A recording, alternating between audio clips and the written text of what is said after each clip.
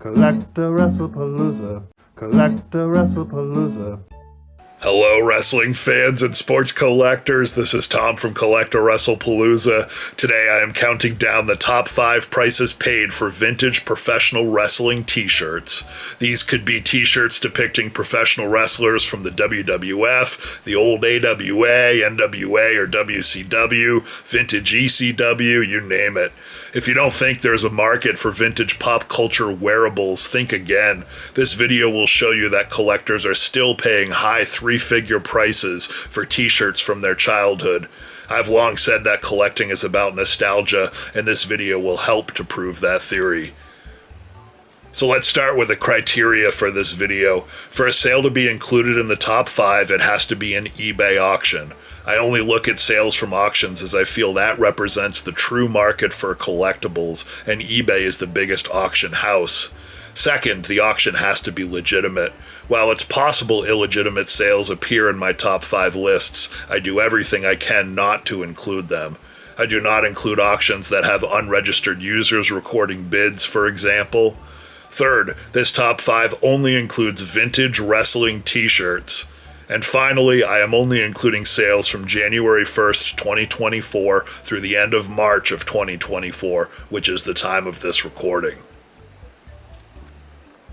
Coming in at number 5 is a t-shirt I remember as a kid, a 1987 WWF Andre the Giant hand and foot imprint shirt, which sold for an even $300 at auction.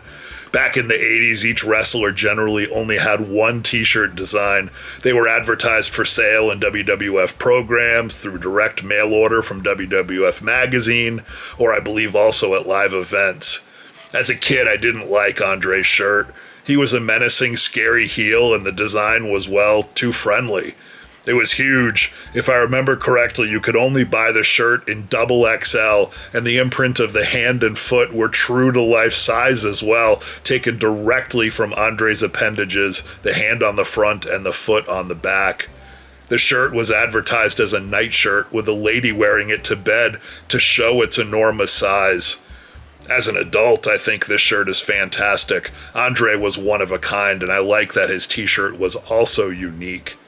I'm surprised to see this shirt only sell for $300, as it is the only officially licensed shirt of Andre available, to my recollection. Viewers, correct me if I'm wrong. Coming in at number 4 is a 1995 WWF Savio Vega t-shirt in an extra large size that sold at auction for $335. I love that this shirt appears in the top 5. It's a cool design. It screams 1995 WWF, and Savio is an underrated superstar. He made his mark in Puerto Rico long before he appeared in the WWF, now known as WWE, battling the likes of Carlos Colon and Abdullah the Butcher in the WWC, the World Wrestling Council, winning the heavyweight championship on multiple occasions. He traveled to Japan, wrestling as the face-painted TNT character, and teaming with Abdullah in New Japan Pro Wrestling, also making a tour with the Wing organization before his time as Kwang, and then Savio Vega in the WWF. It's a shame he never won WWF Gold. He was so deserving. His career spanned from 1985, when he was just 21 years old, debuting in Mid-South and wrestling all the way until 2015, 30 years later, before slowing down and still making occasional appearances in the sport to this day. Coming in at number 3 is an awesome XXL t-shirt of Ahmed Johnson from 1997, which sold at eBay auction for $430. Ahmed was one of the most prominent stars in the WWF in the mid-1990s. The strongman won the Intercontinental title from Goldust in 1996 and was the first African-American IC champ in WWF history. He also famously feuded with, and then joined, one of the most powerful stables at the time, the Nation of Domination. But why is this shirt, and the Savio Vega shirt from number 4, so special?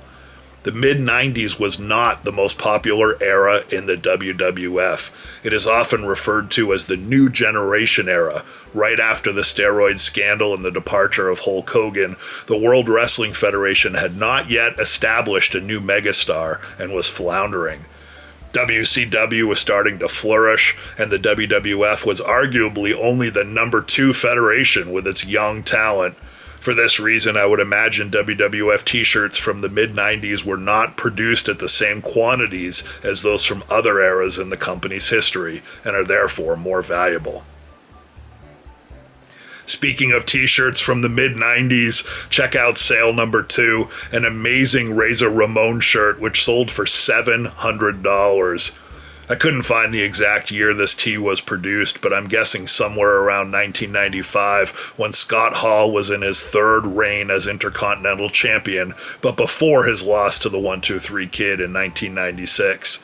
Viewers, do you agree? Let us know in the comments. I am judging 1995 due to the aesthetic of the design and the picture of Scott Hall. I would love to own this t-shirt. Anything from Razor Ramon is worth collecting.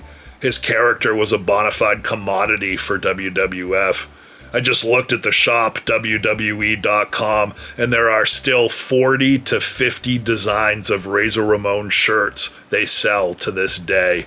What an amazing marketing license for the Federation. Fans still love Scott Hall and his character of the bad guy, Razor Ramon. And coming in at number 1 is a 1990 t-shirt of the Texas Tornado Carrie Von Eric, which sold at auction for $830.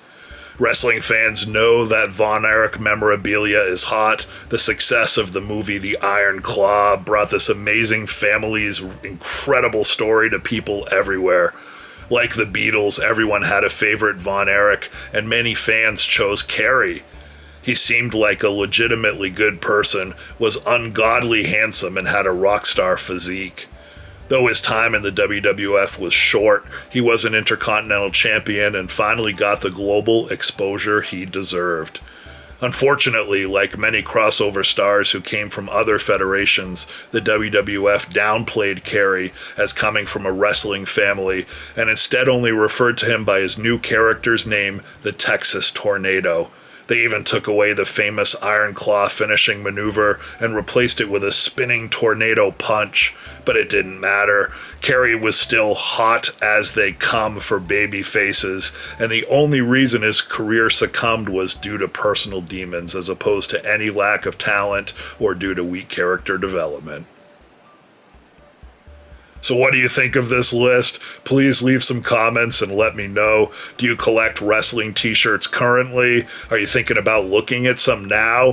What are your favorite vintage wrestling t-shirts that you didn't see on this list? And as always, thank you for the support. Be good to each other and happy collecting. CollectAWrestlePalooza. CollectAWrestlePalooza.